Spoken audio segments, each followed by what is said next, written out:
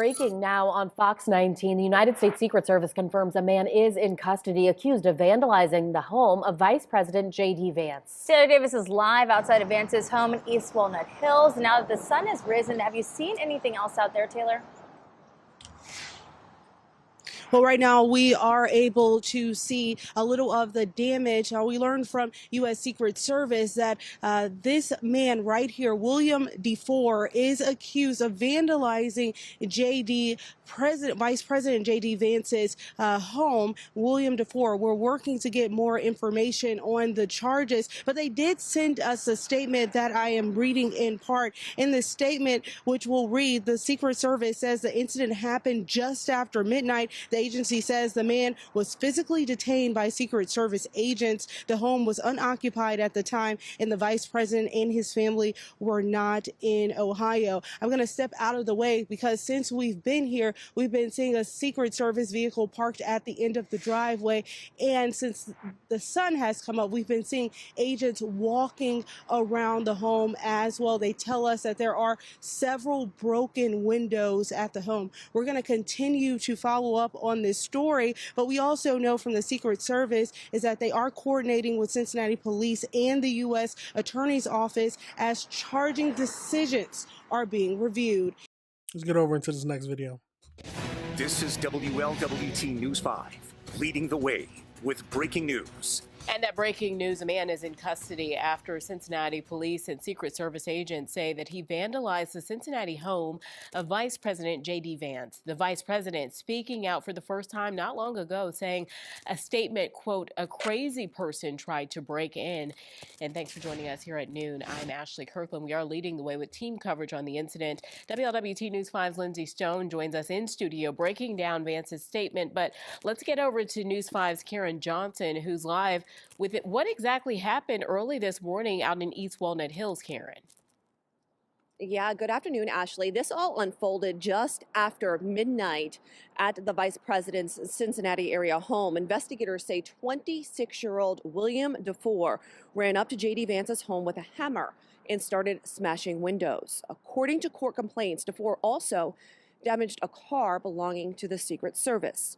Vance and his family. You must be either you gotta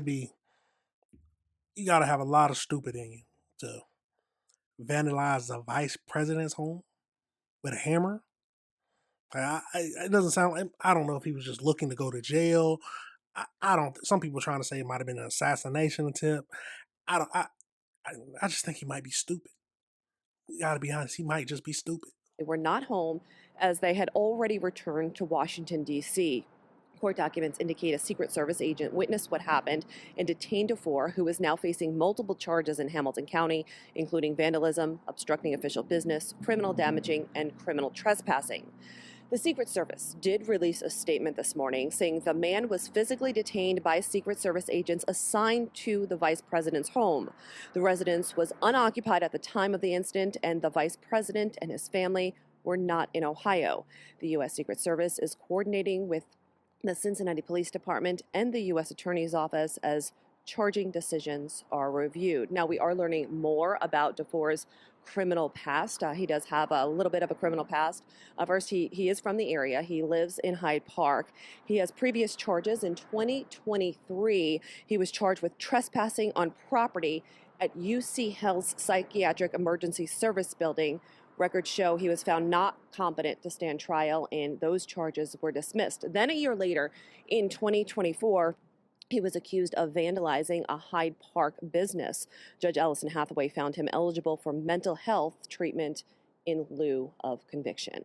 Reporting live in East Walnut Hills, Karen Johnson, WLWT News 5. So I'm guessing they might do the same thing, or since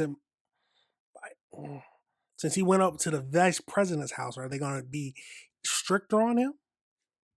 Because 2 times he's got caught vandalizing, trespassing, and he's both either gotten not fit to stand trial or some kind of mental health sentencing or mental health evaluation. So how are they going to be this time? Are they going to be another? Let's send him to more mental health treatment. So what is happening? So let's Let's keep going. Karen, thanks so much for breaking all of that down. In this morning, Vice President Vance did share a statement on X saying that he is thankful for the police who responded to his Cincinnati home. WLWT News 5 anchor Lindsay Stone is here with more on what the Vice President had to say. Lindsay. Yeah, good afternoon, Ashley. So JD Vance released a statement reading in part, quote, I appreciate everyone's well wishes about the attack at our home. As far as I can tell, a crazy person tried to break in by hammering the windows. I'm grateful to the Secret Service and the Cincinnati police for responding quickly. He added that he and his family were not even home at the time, as they had already returned to the Capitol. Now, so far, President Trump has not shared a statement yet. We are still working to hear from local and national lawmakers as well. Now let's get over into this last video just to see if they give us anything else. One man is now in custody following an attempted break-in at Vice President J.D. Vance's Cincinnati home this morning.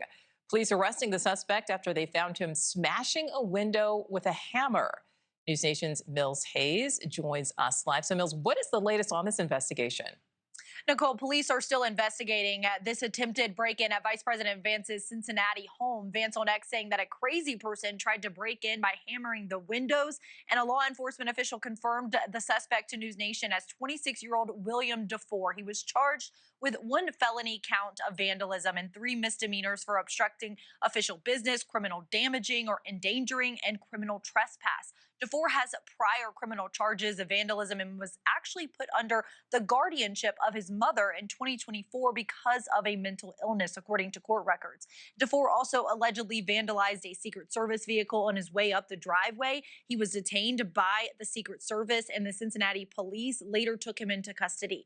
The vice president had been at his home in Cincinnati for most of last week until meeting with President Trump at Mar-a-Lago Friday, briefly before the strikes in Venezuela. He was back in Cincinnati for the weekend before leaving Sunday afternoon, meaning thankfully he and his family were not home at the time. One former Secret Service agent tells me there will likely be an internal investigation into how this man was able to get so close to the home. Obviously, there's been some mistakes made, either from back to the manpower that's there, that they didn't observe this individual approaching the property, then coming onto the property. So there's going to be a lot of questions need to be answered. Good question, because no matter if the vice president wasn't there or not, just the fact that he was able to even get close enough to even smash the windows. Where's the people supposed to be guarding the house? He could have been trying to get, at least not even thinking about smashing the house, but couldn't have been thinking about planting a bomb. There's a lot, like he shouldn't be able to get that close to where he could do any kind of damage. The suspect will be interviewed by the Secret Service about his intentions. He is being held on local charges, but officials say that federal charges may also be coming as the investigation continues, Nicole. All right, Mills Hayes, thank you. Thank you. Well, absolutely crazy situation, y'all. Let me know your thoughts on that situation. I always do that back and forth. Let me know your thoughts on that situation. His mother became his legal guardian in 2024. His mother became his legal guardian because he was suffering from some kind of mental health problem. I would like to know what kind of mental health problem he was suffering from. We most likely will never find that out unless it comes out in trial. But what do y'all think is going to happen? Do you think someone needs to be held, since he didn't hurt nobody, someone needs to be held financially responsible? That's the least of it, but is he competent enough to stand trial? That is the greatest answer. Is he too mentally ill then to not stand trial? But if he is too mentally ill to not stand trial, someone should be held responsible. Why wasn't his mother watching over him? It's a lot of questions, but let me know your thoughts on it, and let me know if you disagree with anything I said.